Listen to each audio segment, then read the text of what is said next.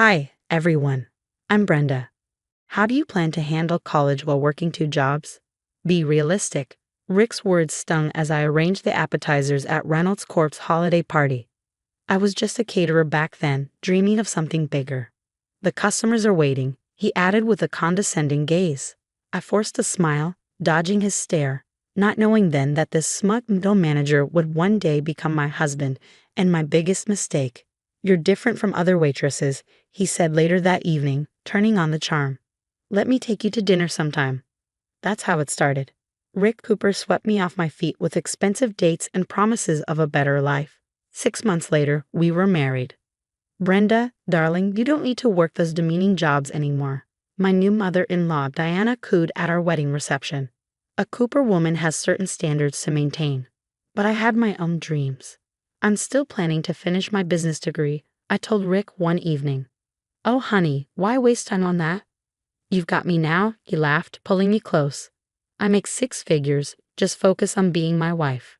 My best friend, Amanda, was the first to see through him. Over coffee one morning she warned me, Brenda, he's trying to control you. This isn't love. He just wants what's best for me, I defended. But doubt was creeping in. The transformation was gradual. First, Rick forgot to give me gas money. Then he started questioning every purchase. My part-time college classes became a constant target. Another B-. Maybe this just isn't for you, babe, he mocked, his words cutting deep. Stick to what you're good at, making my dinner. I began hiding my textbooks, studying in secret while he worked late. Amanda helped me set up a hidden bank account. Your wife is still playing student, huh? I overheard Kevin, Rick's colleague, say one day. But there was something in Kevin's voice, a hint of concern. Maybe he didn't agree with Rick's sneer. Mrs. Cooper, Patricia from HR, found me crying in the restroom during another company event. If you ever need to talk. That evening, Diana dropped by unannounced. Darling, I heard you're still taking classes. Some women just aren't meant for the corporate world. Rick needs a proper wife. I can be both, I insisted. Can you? Look at yourself. Bargain store clothes, student loans. Thank goodness Rick doesn't mind supporting such modest beginnings. I forced a smile, thinking of my hidden dean's list certificate. She had no idea. Watching Rick boast about his promotion that night, I made a silent bow. One day, they'd all see what this waitress was truly capable of. But first, I had to survive being Mrs. Cooper. And the worst was yet to come. Brenda, stop embarrassing me. Rick's voice boomed across the ballroom at the Reynolds Corp event. I dared to share my thoughts on market expansion with a board member. My wife thinks her community college classes make her a business expert, he sneered, tightening his grip on my arm. The room fell silent, and Marcus Reynolds himself raised an eyebrow. Actually, I just completed my MBA with honors at. Why don't you get us some drinks, honey? He cut me off. Later that night, Amanda called. You won't believe what I just heard. Rick's been seeing Melissa Brighton, the investor's daughter. My hands shook. I have proof, Amanda continued.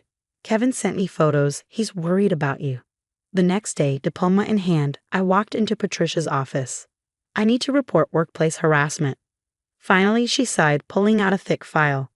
I've been documenting his behavior for months. The sexist comments, the undermining. Mrs. Cooper, I mean Brenda. Kevin met me in the parking lot. There's something else you should know. Rick's been doctoring expense reports. At lunch with Amanda, I knew what I had to do. I want a divorce. Already working on it, she replied, sliding a folder across the table. And I've got your resume ready. A consulting firm is looking for fresh talent. That evening, I packed my essentials while Rick worked late. The next morning, I heard Diana's voice screeching through the door of my apartment. What do you mean she's gone? Richard, fix this. A Cooper doesn't get divorced. But I was done fixing things. My interview at Summit Consulting was a revelation. Impressive analysis, the VB nodded, clearly pleased. When can you start? Meanwhile, Rick's texts had turned from angry to desperate. Babe, let's talk. You're nothing without me. Delete. At Reynolds, things were unraveling. You've got another harassment complaint, Patricia informed Rick in a meeting I heard about later. The board is concerned. My first project at Summit was to revamp a failing tech division. When the CEO personally congratulated me, it felt surreal. Your wife is making quite a name for herself, Kevin later told Rick. Ex-wife, I corrected, walking past their office with my new team in tow. Diana cornered me at Starbucks. You ungrateful little gold digger, after everything we gave you. You gave me motivation, I replied with a smile, sipping my latte. Thanks for that. The divorce papers arrived the same day as my first executive bonus.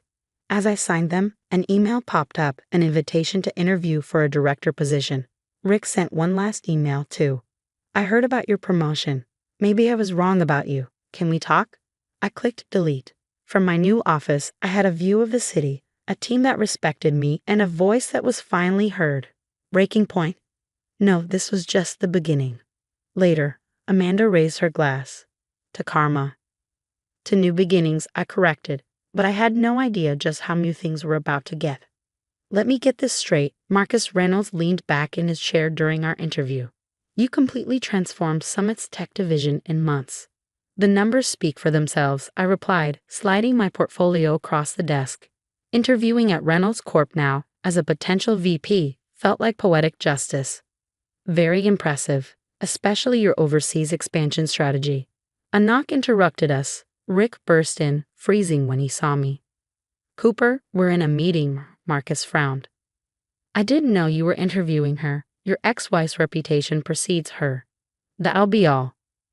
Outside, I heard Rick hissing into his phone. Mother, she's trying to get a VP position here. Do something. In the elevator, Kevin caught up with me. Watch your back, he warned. Rick's been meeting with competitors, sharing insider information. He handed me a USB, been collecting it for months. Patricia joined us. He's also been taking credit for his team's work. 3 complaints just this quarter. My phone buzzed with another message from Rick. Back off from Reynolds Corp or else. I finally replied, or else what? You think you're so smart? I made you. I can break you. I forwarded his threat to Patricia. At the next board meeting, Rick presented his innovative strategy. Interesting approach, Marcus nodded. Miss Mitchell, your thoughts? That's word for word my proposal from Summit last year. I have the copyright documentation. Rick's face went white.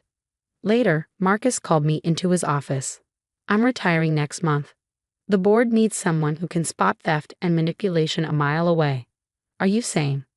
We want you as CEO, he confirmed. Though your ex-husband might have an issue with that. Rick's issues stopped being my concern 2 years ago. The next day, Diana stormed into my new office. You conniving little witch.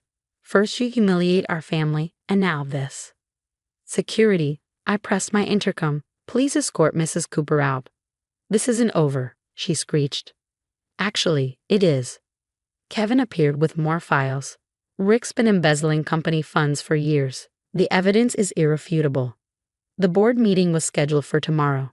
Rick had no idea his career at Reynolds Corp was about to end. He thought he'd broken me when I was serving appetizers at company parties.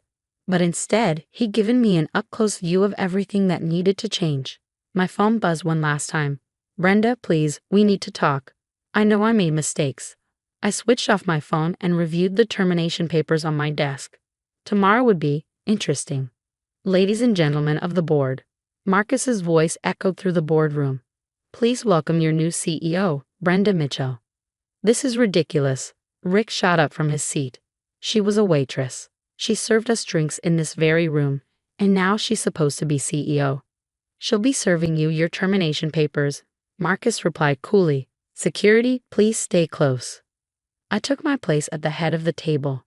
As my first act as CEO, I'm announcing a full audit of all financial activities from the past 5 years. Rick's face turned ashen. You can't do this, he whispered. Oh really? Watch me. Kevin stepped forward, laying out documents. We've uncovered systematic embezzlement through falsified expense reports and josed vendor accounts, all leading back to you, Mr. Cooper. Patricia added, 3 more complaints filed just this quarter. At that moment, Diana burst through the doors. This is a conspiracy. My Richard would never. Mrs. Cooper, I interrupted, keeping my voice steady. This is a closed board meeting. Please exit before security removes you. You little peasant. After everything. 2 security guards stepped forward, escorting her out. Brenda, Rick's voice cracked. Baby, please, we can work this out. Remember how good we were together. I'm sorry about everything. I held up a hand. Save it. Two detectives entered, their presence casting a hush over the room. Richard Cooper, one of them announced, "You're under investigation for corporate fraud and embezzlement." Later that afternoon, I sat in my office, the CEO's office, signing a new set of documents. "Your termination papers, Mr. Cooper." I slid them across the desk. "Unless you prefer to resign." "You've ruined me," he muttered, unable to meet my eyes. "No, Rick, you ruined yourself. Your arrogance, your theft, your abuse, it all caught up with you. I'm just the messenger. You wouldn't be anything without me. I made you who you are." I let a small smile escape. "You did. You made me stronger. I'll give you that. Now get out of my office." As he slunk away, Kevin entered with yet another file in hand. The audit team found something else. Diana's been involved in real estate fraud using company funds. I didn't hesitate. Forward everything to the authorities. From my office window, I watched as Rick was escorted out, carrying a box of his belongings, his expression hollow. In the parking lot, Diana was visibly breaking down as reporters surrounded her. Later that evening, I called an all-hands meeting. "Changes are coming to Reynolds Corp," I began. "We're implementing full transparency, merit-based promotions, and a zero-tolerance policy for harassment. The Old Boys Club is officially closed." Patricia's grin was infectious, and I saw a wave of relief cross Kevin's face. The next morning's headlines read, "Reynolds Corp names new CEO. From waitress to corporate chief." Right next to it, "Former executive faces federal charges, and prominent realtor under investigation." My phone buzzed one last time. "Rick again.